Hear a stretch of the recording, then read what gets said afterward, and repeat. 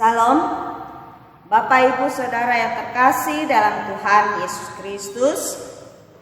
Bertemu kembali dengan saya Pendeta Indriana dalam acara Ragi Renungan Pagi di Jemaat GKI Banjarbaru.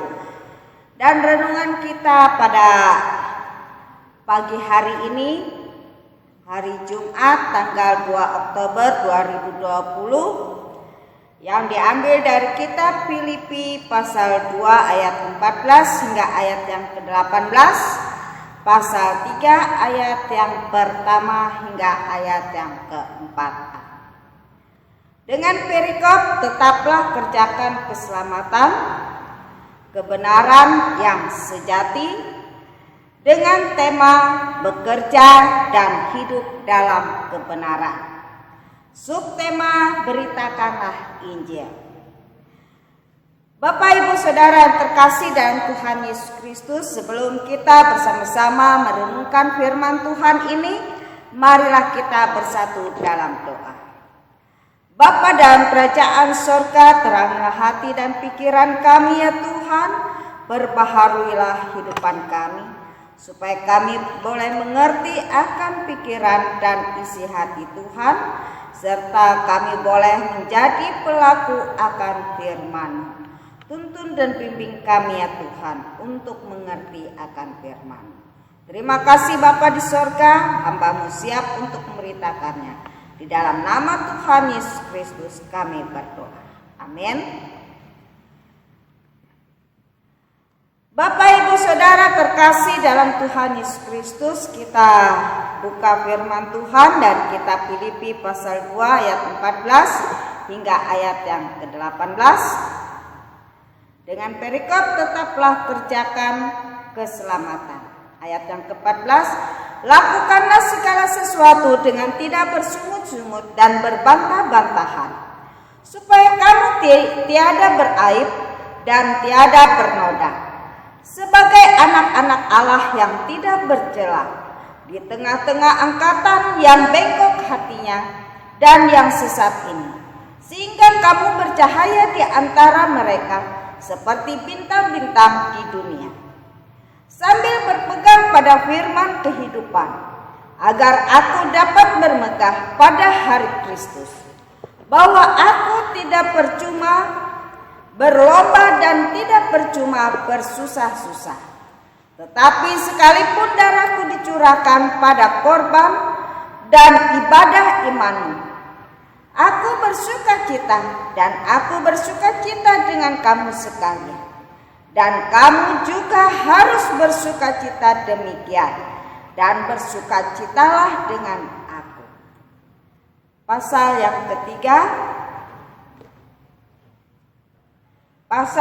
ketiga, ayat yang pertama hingga ayat yang ke-4a. Kebenaran yang sejati. Akhirnya saudara-saudaraku, bersukacitalah dalam Tuhan. Menuliskan hal ini lagi kepadamu tidaklah berat bagiku dan memberi kepastian kepadamu. Hati-hatilah terhadap anjing-anjing. Hati-hatilah terhadap pekerja-pekerja yang jahat. Hati-hatilah terhadap penyunat-penyunat yang palsu, karena kitalah orang-orang bersunat yang beribadah oleh Roh Allah dan bermegah dalam Kristus Yesus, dan tidak menaruh percaya pada hal-hal lahiriah.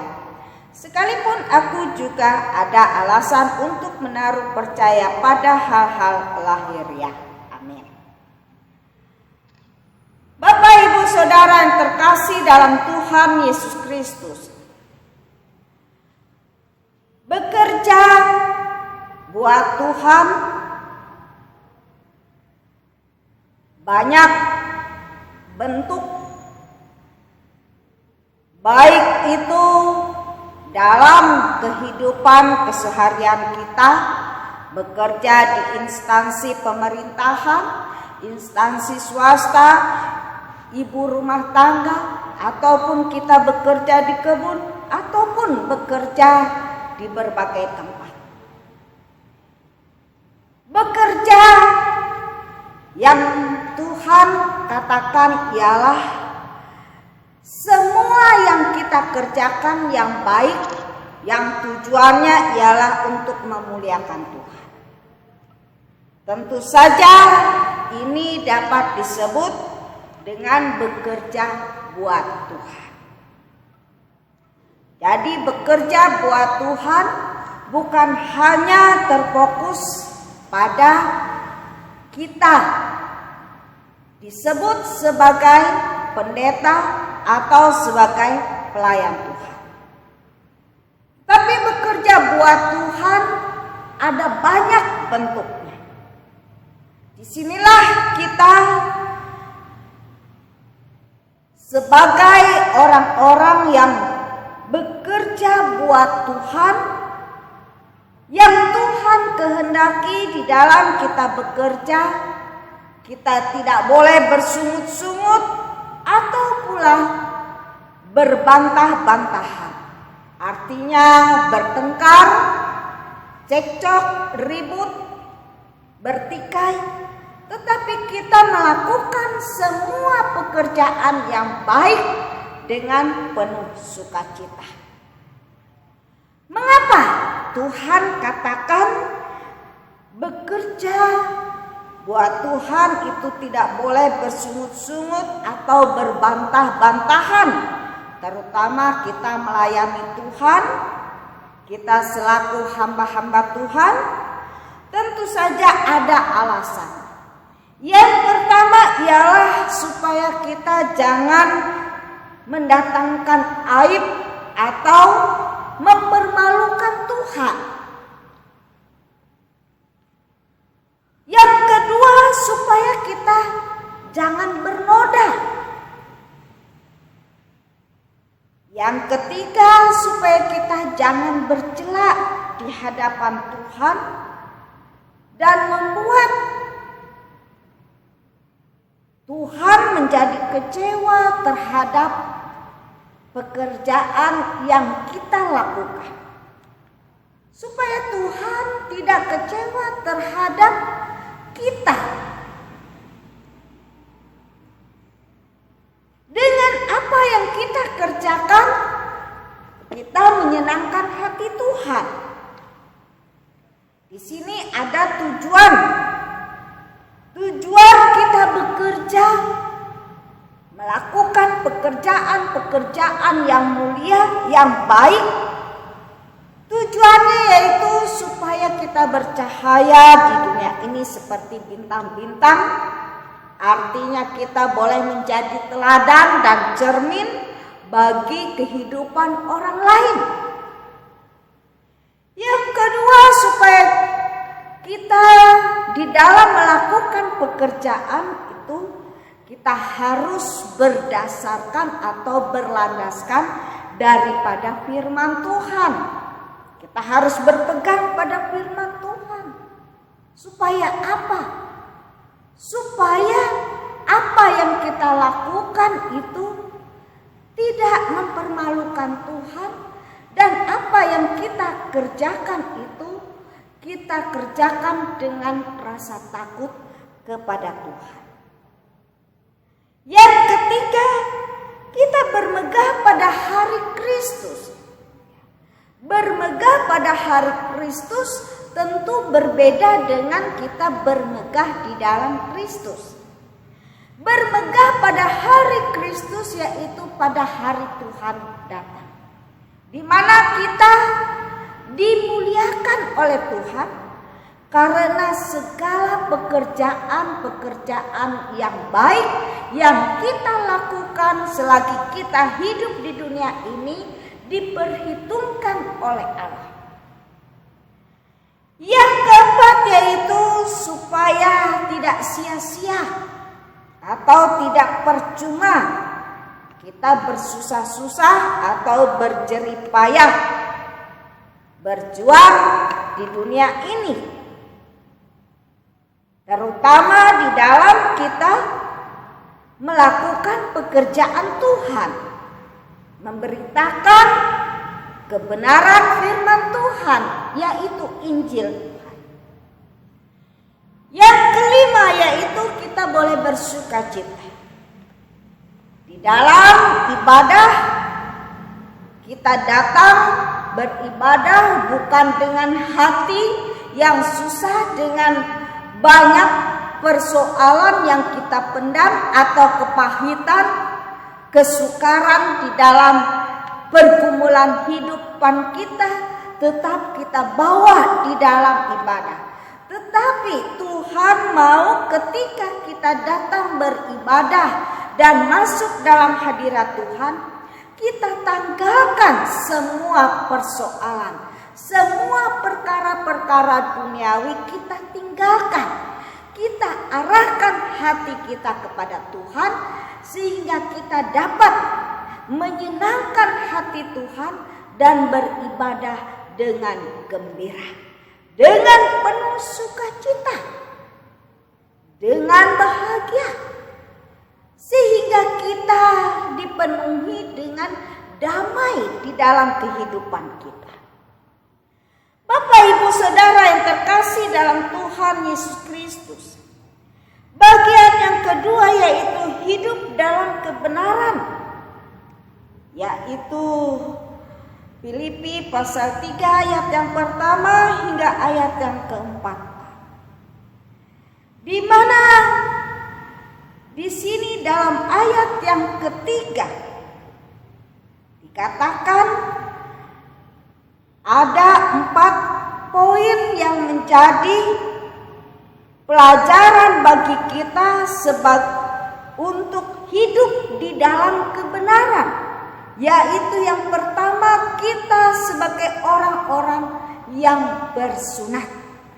Artinya bukan bersunat secara lahiriah, tetapi bersunat secara rohani, di mana kita menanggalkan sifat dan sikap yang tidak baik. Kita membuang hal-hal atau perkara-perkara yang tidak benar. Kita jangan menyumbar-nyumbar hoak atau menjadi orang-orang pendusta, pembohong. Karena orang-orang pembohong sangat menjijikkan di hadapan Tuhan dan Tuhan menentang wajah orang-orang yang berbohong. Bapak, Ibu yang kasih dalam Tuhan Yesus Kristus. Yang kedua, beribadah oleh Roh Allah. Maksudnya kita datang dan masuk di dalam hadirat Tuhan ketika kita beribadah. Roh kita satu dengan Roh Tuhan. Untuk apa? Untuk memuji dan memuliakan nama Tuhan. Untuk mengerti, untuk memahami akan pikiran dan rencana Tuhan. Hanya Roh Tuhan yang tahu akan isi hati Tuhan dan pikiran Tuhan. Karena itu ketika kita beribadah, kita harus fokus dan kita harus undang Roh Allah, Roh Kudus untuk masuk di dalam kehidupan kita, supaya Roh Kudus yang memperbaharui dan memberikan pengertian yang benar akan firman Tuhan dan kehendak Tuhan. Yang ketiga, kita bermegah dalam Kristus Yesus. Di sini kita bermegah dalam Kristus Yesus, artinya kita ketika kita datang kepada Tuhan, kita bersukacita, bersukaria. Dengan hati yang gembira kita menyenangkan hati Tuhan. Karena firman Tuhan mengatakan hati yang gembira adalah obat. Obat untuk menyenangkan hati Tuhan. Obat yang paling manjur untuk menyembuhkan segala sakit penyakit yang ada pada kehidupan kita. Kita bermegah di dalam Tuhan bukan berarti kita menyombongkan diri kita, memegahkan diri kita, membanggakan diri kita di hadapan Tuhan. Tetapi kita bermegah artinya Tuhanlah di atas segala-galanya di dalam kehidupan kita. Tuhanlah yang berkarya di dalam setiap persekutuan dan ibadah kita. Tuhanlah yang memimpin dan menuntun di dalam setiap kehidupan kita sebagai orang percaya. Yang terakhir yaitu tidak menaruh percaya pada hal-hal yang lahiriah. Artinya ketika kita datang kepada Tuhan, kita jangan memikirkan yang sifat-sifat lahiriah atau pekerjaan-pekerjaan dunia. Tetapi mari kita datang terlebih dahulu kepada Tuhan. Jangan kita memikirkan materi dulu atau mamon dulu. Tetapi mari kita cari kerajaan Allah dan kebenarannya. Maka berkat-berkat itu akan datang menyertai di dalam kehidupan kita. Bapak, Ibu, Saudara yang terkasih dalam Tuhan Yesus Kristus. Bukan berarti kita tidak boleh punya pekerjaan. Bukan berarti kita tidak boleh punya kedudukan, jabatan, kekayaan. Bukan berarti kita tidak boleh punya uang yang banyak. Tetapi bukan itu yang menjadi utama di dalam kehidupan kita. Melainkan firman Tuhan, kehendak Tuhan yang menjadi pertama dan yang terutama di dalam kehidupan kita. Bapak, Ibu, Saudara yang terkasih dalam Tuhan Yesus Kristus. Firman Tuhan pada pagi hari ini mau mengajak kepada kita semua melalui berita Injil ini. Biarlah kita boleh berakar, bertumbuh dan berbuah. Karena Injil adalah kekuatan Allah di dalam kehidupan kita. Tuhan memberkati kita melalui firman-Nya. Amin. Mari kita merendahkan diri kita di hadapan Tuhan, kita bersatu doa. Ya Bapa dalam kerajaan sorga, biarlah firman-Mu ini menjadi kekuatan Allah bagi kehidupan kami. Menjadi penuntun, menjadi pelita yang menerangi di dalam setiap langkah dan perjuangan kehidupan kami. Terima kasih Bapa di surga. Kami percaya Tuhan, apa yang kami kerjakan tidak cuma-cuma ya Tuhan, tidak menjadi kesia-siaan, melainkan boleh Tuhan perhitungkan di dalam kehidupan kami, sehingga kami boleh berkenan di hadapan Tuhan. Terima kasih Bapa di surga. Kami serahkan seluruh kehidupan kami dan hari-hari kehidupan kami selanjutnya ke dalam tangan kasih dan kuasa. Dalam nama Tuhan Yesus Kristus kami berdoa. Amin. Bapak, Ibu, Saudara yang terkasih dalam Tuhan Yesus Kristus, sampai di sini dulu firman Tuhan yang saya sampaikan. Kita yakin dan percaya bahwa firman Tuhan ini menjadi berkat, baik jasmani maupun rohani dalam kehidupan kita. Sampai bertemu kembali di waktu yang akan datang. Tuhan Yesus memberkati.